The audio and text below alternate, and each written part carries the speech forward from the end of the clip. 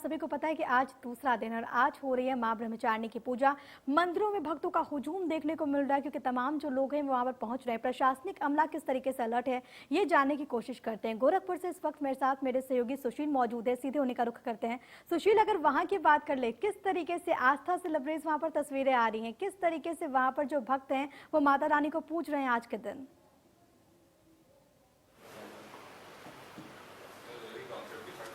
ये फोन क्यों आ रहा है और ऐसे में जो मंदिरों पे जो श्रद्धालुओं की जो कतार है वो साफ नजर आ रही है। हर मंदिरों पे सुबह से ही जो भक्त हैं वो माता के दर्शन करने के लिए पहुंच रहे हैं, उनकी पूजा अर्चना कर रहे हैं। और काफी अहम दूसरा दिन भी है। ये 9 दिन का ये जो पावन दिन है वो अपने आप में अहम मायने रखता है।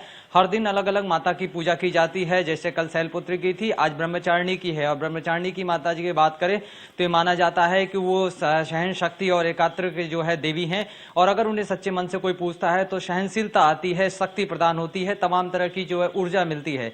तो ऐसे में आप देख सकते हैं हम पीछे जो एक मंदिर है, प्राचीन मां दुर्गा का मंदिर है, वहां पे मौजूद है। और यहाँ पे भी सुबह से भक्त जो है पूजा अर्चना करा रहे हैं, कथा कर रहे हैं। हमारे साथ यहाँ के पुजारी जी मौजूद, उनसे बात करते हैं। इधर आइए, इधर आइए पुजारी जी। ये जो प्राचीन मंदिर है ये अपने आप में काफी अहम रखता है और किस तरीके से पूजा अर्चना की जाती है ये काफी अहम है। और ऐसे में आज ब्रह्मचारिणी माता का मंदिर है। आप यहाँ ये बताइए कि आज ब्रह्मचारिणी का दिन है और 9 दिन ये जो पूरा माँ के चरणों में बीतता है, तो किस तरह का पावन दिन होता है और आज किस तरह से पूजा अर्चना हो रही है? ये माँ ब्रह्मचारिणी जी का जो दिन है बहुत ही उत्तम और बहुत ही फलदायी होता है। आज इस नवरात्र का दूसरा दिन है। हम लोग इस माँ दुर्गा जी के पावन मंदिर में हम लोग पूजा अर्चने में लगे हुए हैं। हम लोगों के साथ यजमान जी लोग, भक्तगण उपस्थित हो रहे हैं लोग। और यह अनवरत दुर्गा सप्तशती का पाठ प्रतिदिन चलता रहता है और 9वें दिन जा करके इसकी पूर्णाहुति होती है। अच्छा, आज ब्रह्मचारिणी माता का दिन है, तो ऐसे में भक्त क्या करें, किस तरह से माता की पूजा अर्चना करें, किस तरह से बताइए? आज माँ दुर्गा की 9 शक्तियों का दूसरा यह स्वरूप है। ब्रह्मचारिणी माता जो कही जाती हैं। यहाँ ब्रह्म शब्द का अर्थ तपस्या होता है। ब्रह्मचारिणी अर्थात तप का आचरण करने वाली ब्रह्मचारिणी देवी का स्वरूप पूर्ण ज्योतिर्मय एवं अत्यंत भव्य है।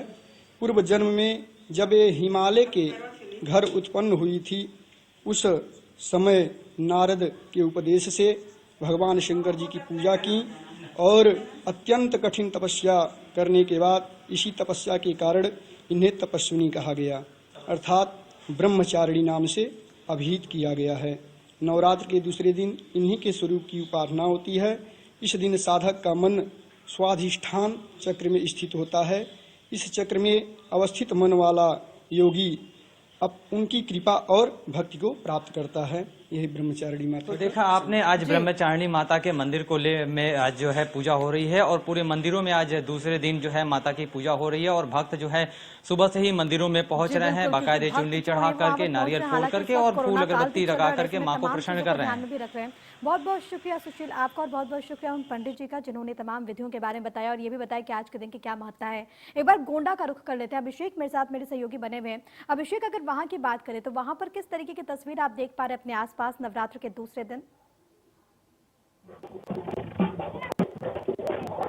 जी, अगर मैं बता दूं कि यहाँ पर अगर भक्तों के श्रद्धालुओं का जो है यहाँ पर जो है उनका तांता जो है लगातार जारी है और एक दूसरा दिन है नवरात्रि का। और ऐसे में माँ बाराही देवी का यह स्थान है जिसकी अपनी एक महत्वता है, जिसका एक ऐतिहासिक अपना महत्व है, क्योंकि 11 शक्ति पीठों में ये माता माँ शक्ति का 34वां शक्ति पीठ है। जैसा कि यहाँ पर बताया जाता है कि मान्यता है कि 34वां जो उनका अंग था, उनका जबड़ा यहाँ पर गिरा था। और ऐसे में यहाँ पर 12 रूप में जो है यहाँ पे श्री हरि ने अवतार लिया था और उसके बाद जो है उन्होंने यहाँ पे हिरण्याक्ष राक्षस का वध करके उसका संहार किया था, जिसके बाद उन्होंने माता का ध्यान किया था और माता यहाँ प्रकट हुई थी। इसके बाद से यहाँ पर जो है मान्यता है कि यहाँ माँ बाराही देवी का स्थान है और यहाँ पर पूरे वर्ष जो है श्रद्धालुओं का तांता लगा रहता है। और ऐसे में देख सकते हैं, अगर पीछे में दिखाना चाहूँ तो श्रद्धालु यहाँ पे जो भक्त हैं वो इस दौरान भी आ रहे हैं। और क्यों कहीं ना कोरोना काल का कुछ असर जरूर है श्रद्धालुओं पर, क्योंकि यहाँ पर प्रशासन की गाइडलाइंस भी है, लेकिन उन सबको मान्यता देते हुए, जगह देते हुए यहाँ पे जो भक्त हैं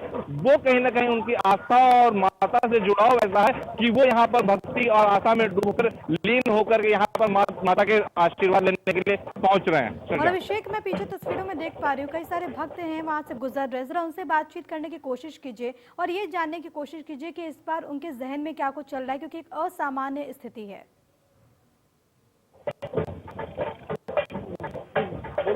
जी, यहाँ पर कई भक्त हैं, ऐसे में इनसे भी पूछते हैं, बात करते हैं। भैया क्या नाम है आपका, बताएंगे कहाँ से आए हैं? कप्तान सिंह, ये पकवान गांव से। जी, तो कब से आ रहे हैं यहाँ? हम लोग तो कम से कम 25 साल से आ रहे हैं। 25 साल से आ रहे हैं। क्या मान्यता है यहाँ की? यहाँ मान्यता ये है कि माता का जो यहाँ पट गिरा था, उसके बाद यहाँ से थोड़ी दूर पे बारह मंदिर है, तो इसलिए यहाँ लोग ज्यादा दर्शन करने के लिए आते हैं। भैया आप कहाँ से आ रहे हो? आप कहाँ से आ रहे हो? हमारा घर इसी ग्राम में है, मुकुंदपुर में, और लगभग 30 वर्षों से हम यहाँ दर्शन कर रहे हैं। माता जी का आ रहे हैं मंदिर पे। इस समय कोरोना काल चल रहा है, इस वजह से थोड़ी भीड़ कम हो रही है, लोगों का आना जाना कम हो रहा है। बाकी यहाँ की विशेषता ये है माता जी की, जो वृक्ष लगा हुआ है, उस वट वृक्ष का जो दूध है उसको आँख में डालते हैं और आँख सही हो जाती है।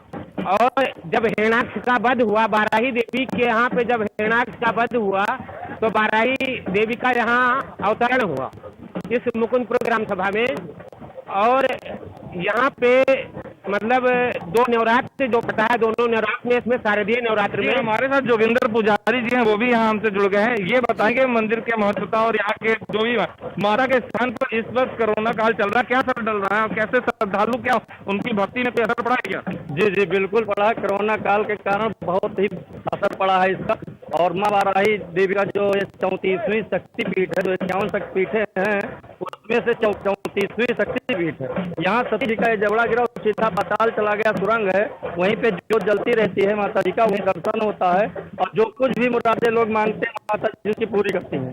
जी, ऐसे में जो यहाँ पर हर वर्ग के, हर मतलब समाज से जुड़े लोग उम्र नहीं देखते हैं, यहाँ पर श्रद्धालु पहुँच रहे हैं, उनकी कितनी आस्था होती है और उनकी कितनी मनोकामना पूर्ण होती है? जी बिल्कुल, यहाँ पे जो भी व्यक्ति आता है, चाहे वो जो कुछ भी हो, बहुत आस्था और विश्वास के साथ माता रानी की कृपा से उनके सारी मनोकामनाएं पूर्ण होती। कुछ भी जो भी कुछ मांग ले माता जी से, माता जी धन पुत्र लक्ष्मी सब कुछ देती हैं। और जो है बट वृक्ष आप देख रहे हैं, इस बट वृक्ष के दूध लगाने से आँख की जोत वापस, अगर किसी की आँख की जोत चली जाए तो दूध लगाने से उसकी जोत वापस आ जाती है। इसमें जो है क्या नाम है, मार्कंडेय पुराण के अनुसार माता जी के बारे में लिखा गया है, गृहत तो ग्रमा चक्र दृष्टोत्तम वसुंधरे 12 रूपड़े शिवे नारायणी नमोस्तुते। और दुर्गा कांत में लिखा है, आयु रक्षक बाराही धर्म रक्षक वैष्णवी, कलयुग में आयु की रक्षा करने वाली बाराही और धर्म की वैष्णव है। जी, और भी यहाँ पर जो लोग मौजूद हैं उनसे बात करते हैं कि वो अपनी बातों को रखेंगे। और ये क्या नाम है आपका? मेरा नाम रौनक सिंह है, मैं बेलसर गांव का रहने वाला हूँ और मैं यहाँ का व्यवस्थापक हूँ। मेरा व्यवस्थापक होने के नाते मेरा ये फर्ज है कि मैं यहाँ के श्रद्धालुओं की सेवा करूँ, उनको कष्ट कोई ना होने दूँ, न किसी दुकानदार को भी कोई कष्ट होने दूँ।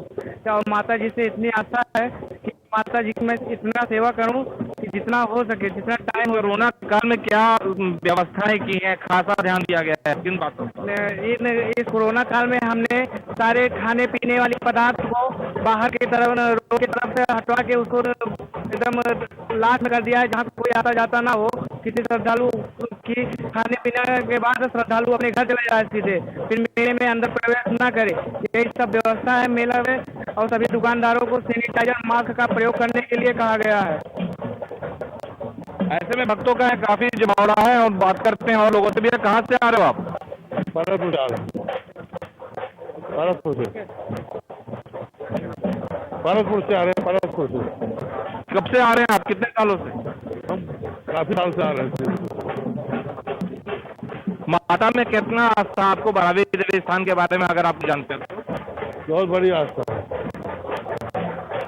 आस्था का रूप है, जैसा कि बता दूं भैया कि यहाँ पर जो है लोग हैं जो श्रद्धालु हैं वो यहाँ पर आ रहे हैं और अपने माता को दर्शन के पाने के लिए वो जो है इस कोरोना काल के बीच भी अपने घरों से निकलकर अपने आस्था को स्थान दे रहे हैं और कहीं ना कहीं माता की शक्ति को देखते हुए खुद को आशीर्वाद भी लेने यहाँ पहुंच रहे हैं। प्रिया, अभिषेक, उन श्रद्धालुओं से ये भी जानने की कोशिश कीजिए क्योंकि इस वक्त जो हालात चल रहे, देखिए कोरोना काल चल रहा है और ऐसे में प्रशासनिक अमला भी पूरी तरीके से अलर्ट नजर आ रहा है। तमाम चीजों के मद्देनजर वो उन तमाम व्यवस्थाओं से कितने संतुष्ट हैं जो कि मंदिर प्रबंधन ने किए हैं, जो कि प्रशासनिक अमले ने किए हैं?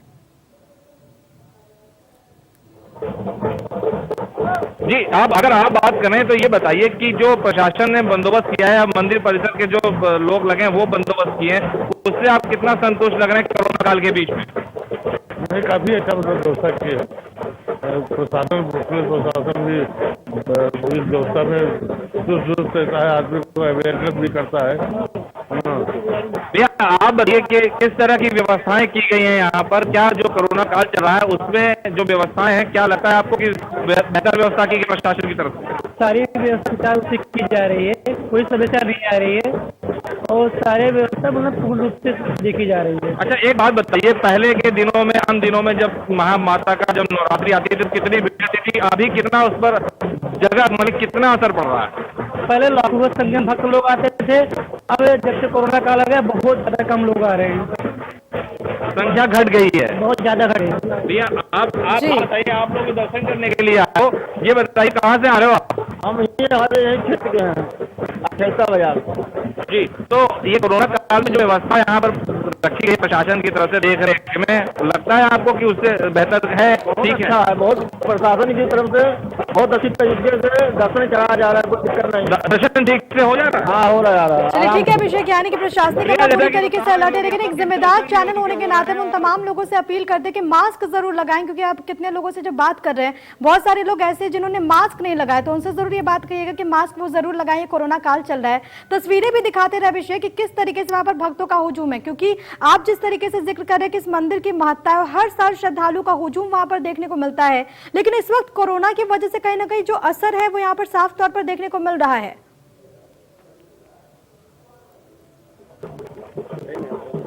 जी, मैं दिखा दूं पीछे की, अगर देखा जाए तो पैसे की श्रद्धालुओं को मैं दिखाना चाहूंगा कि किस तरह से यहाँ पर जो तस्वीरें हैं प्रशासन के साथ साथ व्यवस्थाओं के बीच में जो है, यहाँ पर अगर देखें तो बाजार जो यहाँ पर लोग वो यहाँ पर अपनी व्यवस्था बनाते हैं, प्रसाद लेने आते हैं, ग्रहण करने आते हैं, यहाँ पर महिलाएं बड़ी संख्या में आती हैं, वो देखी जा सकती हैं। और जो बाकायदा जो है सोशल डिस्टेंसिंग के हिसाब से यहाँ दस्तियां भी लगाई गई हैं कि लोग प्रसाद दूर से लें, और दुकानदार भी मास्क लगाकर ही नजर आ रहे हैं, वो भी अपनी जो बिक्री कर रहे हैं, माता के दरबार में जाने वाला जो भी चढ़ावा चढ़ता है उसकी व्यवस्थाओं में लगे हुए हैं। वो लोग जो यहाँ पर मास्क का इस्तेमाल कर रहे हैं और जो श्रद्धालु हैं उनसे भी अपील करते हैं ये दुकानदार कि वो भी मास्क लगाएं। ऐसे दुकानदार से कुछ लोग बात करते हैं, वो कोरोना काल में इस वक्त कितना असर पड़ा, ये कोरोना काल में किस तरह की अभी जो है भक्त जो आ रहे हैं कितनी खरीदारी कर पा रहे, चढ़ावा कितना चढ़ा ले रहे हैं? थोड़ा ज्यादा नहीं है, संख्या कम हो गई है। बाकी जो नारियल और सारे प्रसाद जो थे वो सब चल रहे हैं, अभी थोड़ा थोड़ा जाते हैं। आते हैं यहाँ पर तो क्या वो अपने सेफ्टी, क्योंकि कोरोना काल चल रहा है तो अपना ध्यान रखते हैं, तो मुझे बात करते हो।